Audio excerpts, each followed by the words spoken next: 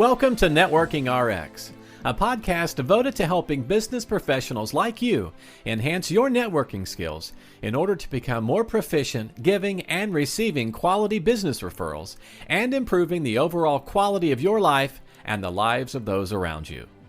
The Networking RX podcast is a production of AmSpirit Business Connections, an organization whose mission is to empower business success through networking.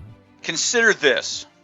As the day was more hectic than you expected and traffic more hairy than usual, you find yourself walking into the business after hours extremely late. This is Frank Agin, founder and president of AmSpirit Business Connections and host of Networking RX. As you might have gathered, we're going to do something a little bit different today. Today, we're going to go through a facilitation exercise.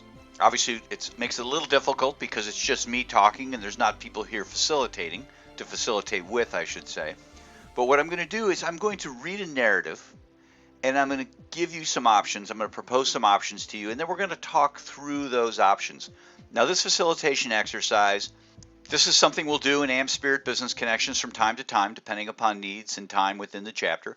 And it's also an exercise that I will use in facilitation in working with groups or organizations trying to help them become more successful through networking. Now, as you'll see when I start going through the narrative, that this facilitation has sort of a lifeboat ethics sort of feel to it. What are lifeboat ethics? For those who don't know, in 1974, Garrett Hardin, who was an ecologist, he proposed a metaphor for resource distribution. In Hardin's metaphor, he described a lifeboat. And the lifeboat had 50 people on it, and there was room for only 10 more people on the lifeboat. And the lifeboat is in an ocean surrounded by hundreds of swimmers. And so the people in this exercise, in this lifeboat ethics exercise, needs to choose from the hundreds of swimmers who will get a place on the lifeboat. So again, it has to do with resource distribution. And now, as you'll see when I start to read and go through this, this is intended to have a lifeboat ethics type feel to it. You have only so many choices. You're presented with a dilemma. You've got to choose. So without any further delay, I'm going to jump in. I'm going to read the narrative, start from the beginning. I'm going to read the narrative. I'm going to go through the options, and then we'll talk about the pros and the cons of each person in this networking dilemma. So here we go. Consider this. As the day was more hectic than you expected and traffic more hairy than usual, you find yourself walking into the business after hours extremely late. As the event is now winding down, you know you only have time to establish one meaningful relationship. Although the venue has pretty much cleared out, you find that there are only 3 people still available, each with whom you are familiar, but none you really know. Person 1, we'll refer to this person as your contemporary. This person is not a competitor, but in many ways is your equal. While you each almost have completely different networks, this person network is comparable in size and diversity. Further, you each enjoy a comparable level of personal and professional success. Person 2, we'll refer to this person as the business icon. This person is more or less a local business legend, heading up a much heralded corporate venture. Not only does this person have a wonderful professional acumen, this person also has an incredibly broad network of many envious contacts. Person 3, we'll refer to this person as in transition. This person is not only in transition, but also not really sure at this time whether to head back into corporate America or do something entrepreneurial. As this person has spent years working for the same corporate employer, both the breadth and depth of their network is limited. Given what you know and the circumstances, which one and only one do you attempt to build a relationship to maximize long-term networking benefits of this event, and why? Okay, that's the narrative. Have got 3 people. Again, a lifeboat ethics type feel. You've come into the event. It's late. There's only 3 people left. You can only have time to develop a relationship with one. Those are the rules. I have people who have done this and they've tried to break the rules. Well, I'd bring everybody, huddle everyone together and have a relationship with everybody. Maybe that's possible. That's not the rule. The rule is you can only have a relationship with one person. And again, time's the limited resource here, and you need to make a decision between the person who's your contemporary, the local business legend or icon, or the person who's in transition. Which of those three would you choose to develop a relationship with? Now, some of the facilitation questions that we have that go with this to kind of keep the discussion going: what are the advantages of establishing a relationship with each person? What would be the challenges with each person? How would you approach the person you selected? Who would be your second choice to build a relationship with, and why? If you could connect any two of these people, who would they be? How would you do it, and why these two? So let's kind of talk about the advantages of establishing a relationship with each person.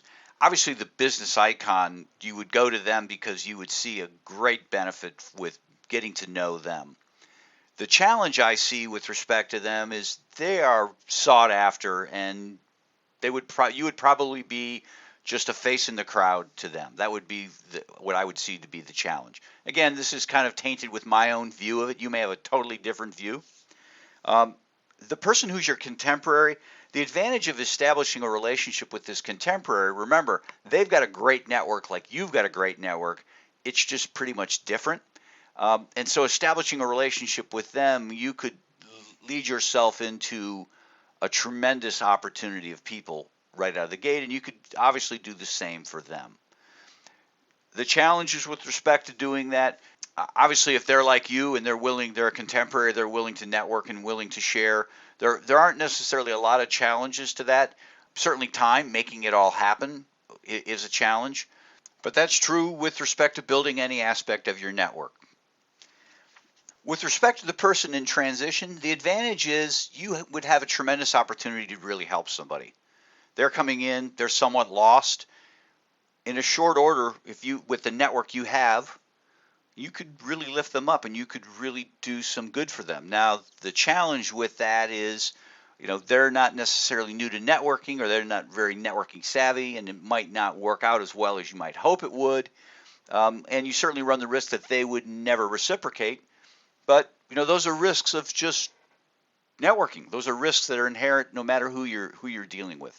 So we have three people here. We have the person who's in transition, we have the person who is your contemporary, and we have the local business legend or local business icon. And you have to choose one of the three. And there's no right or wrong answer. I have done this facilitation in a number of settings. I have posted this on Facebook. I've posted this on LinkedIn and gotten responses to it. And I've done a number of facilitations with this particular narrative. So I have a lot of answers, and I've cataloged the various answers. Certainly when it was on Facebook, it was easy to just cut and paste and keep a catalog. Same thing with LinkedIn. And when I do it in an in-person sort of a fashion, I will take notes and then transcribe those notes later, just so I can kind of keep track. And so what I want to do is spend a few minutes sharing some of the notes that I've gotten. I won't go through them all because I have a tremendous amount. But again, there's no right or wrong answer to this. It's just something to think through. It's a dilemma. Again, like lifeboat ethics, it's a dilemma, and everyone's going to come at it from a different perspective. One of the questions I get right away with respect to this is, well, why am I at the networking event? And people will want me to answer that for them. And my response is usually, well, I don't know. Why are you at the networking event? And that's something that you need to determine, and that certainly skews things. I mean, if you're at the networking event and you're in transition yourself, then you're going to be approaching things from a whole different perspective than somebody who is maybe there to make a sale or just there because they're there. So you need to kind of define that for yourself as to why you would be at a networking event. Why would you be racing away from the office or wherever you're at late in the day, fighting traffic to go to this networking event? I can't tell you why you would be there or not be there, but that's certainly up to you to determine why you might be there. I would have my own reasons, and you would have your own reasons. So you need to add that to your consideration of this particular dilemma and who you would choose. Again, I'm not going to go through all of these, but I'll go through a selection of them. Interestingly enough, there are a lot of people choosing person 3, the person in transition, And then there are a lot of people who are choosing person 2, the local business icon, unless it seems of the number 1, the contemporary, which I thought was really curious. I don't exactly know why. I'm not a scientist. There are some. I'm not a social scientist, so I haven't done a study on why somebody would choose one or the other. But there's a lot who will choose number 3, and a lot who number 3, who's the in transition person, and then a lot who will choose number 2, who is the business icon, and then they just tend to kind of leave their number 1 alone. There are some who choose number 1, but as I went through and looked at all the responses I got, the distribution is more towards 2 and 3 and less towards 1. Anyhow, let me give a representation of each, and then you can come to your own conclusions as to who you would choose. If you're coming into this networking event late in the day, late in the event, there are 3 people left. You've got somebody who's your contemporary, you've got the local business legend, and you have the person who's in transition. Who are you going to choose? Now, the responses I got, let me give you a representation of each. Let's take these in order. Let's start with person 1, who was the contemporary. Again, I didn't get a lot of responses to this. Or I got a fair amount, but I didn't get as many as I do for the icon and the person in transition. But the ones I did get were simply along the lines of, this is a good candidate to create a mutual relationship with. It'd be a good candidate to establish a good back and forth, find out how you can help them, what you can offer them, and then in turn have an expectation of getting something back. And that was the general gist of why people would want to connect with person number 1, their contemporary, at this event. If they only had one of the 3 that they could choose, they would go with the contemporary for that reason. And their line of thinking is I'm in business, I'm here to help people, but I'm also here to be helped, and here is the best opportunity for good back and forth. The second person, the business legend, the people opt for the business legend plain and simple because of what it can do for them now. They see this as a great window into, or great doorway, I guess a better metaphor, a great doorway to lots of wonderful business, because this person has tons of contacts. And by establishing a relationship with them, assuming that you can establish a relationship in that short a time, it could bear lots of fruit rather quickly. I realize I'm mixing metaphors here, and I apologize, but I'm doing the best I can here. So that was the main gist for number 2, the business legend. And there were a fair number of people who gravitated towards that.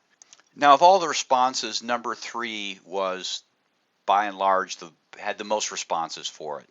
In fact, somebody responded to me. They responded in writing, and essentially they said, "This is no dilemma. I believe that networking is not about me, but about helping other people. Networking is making 100% commitment to others to help them grow their business." And so that's where they opted with 3. They said, "This is no dilemma, Frank. This is too easy." And that's fine. And I guess scientifically, when I'm proposing this facilitation, I'm proposing it to people who are in a networking organization, AmSpirit Business Connections, or they're in a program that is geared towards networking, where I've already spent time saying helping others is important.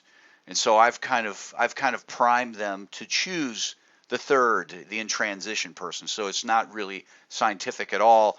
If it went into a academic peer review, I would be hammered for that. I would imagine somebody could create this sort of a experiment in a real world setting. That's not my thing, not my jam. So I'm not going to do it, but I'm just telling you what's come out of my experiences, plain and simple. But a lot of people for 3 they point to the fact that networking is about helping other people, and they could make a substantial contribution to this person in transition, and that person would remember it.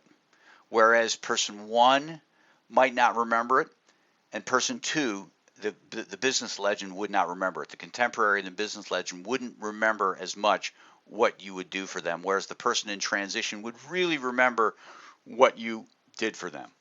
So again, this is a dilemma. You're coming in late to a networking event. There are 3 people, and you only have an opportunity to make a connection with one of them. And it's the person who is a contemporary of yours, lots of contacts, uber successful like you, or it's somebody who's that local business icon, lots of contacts, lots of contacts, lots of success, enviable position in the community, in the business community, and then the last one is the person in transition. And you get to choose. And that's the point of the dilemma. I'm not going to tilt my hand as to who I want or who I don't want or who I would select or not select. If you want to know, then reach out to me, and I'll gladly have that conversation with you and kind of share my thoughts on who I would pick in this networking dilemma. Enough on that. To wrap up, remember, we're looking to add quality people to our stable of franchisees at AmSpirit Business Connections. This is a unique franchise opportunity in that it's geared for aspiring entrepreneurs or professionals to add on to what they're already doing. All of our franchisees, and I've mentioned this before, all of our franchisees do something else.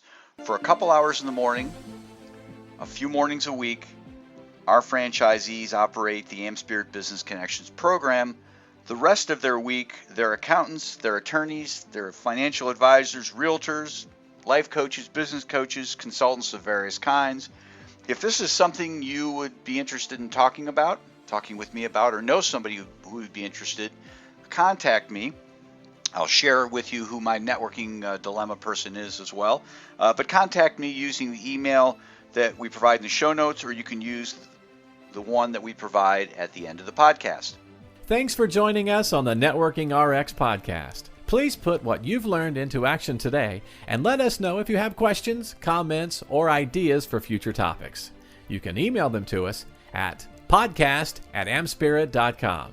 That's AmSpirit.com. Finally, so you never miss an episode, be sure to subscribe to the Networking RX podcast through iTunes, Overcast, or however you receive your podcasts. Now get out and network with someone. The Networking RX podcast is the copyright production of AmSpirit Business Connection. All rights reserved.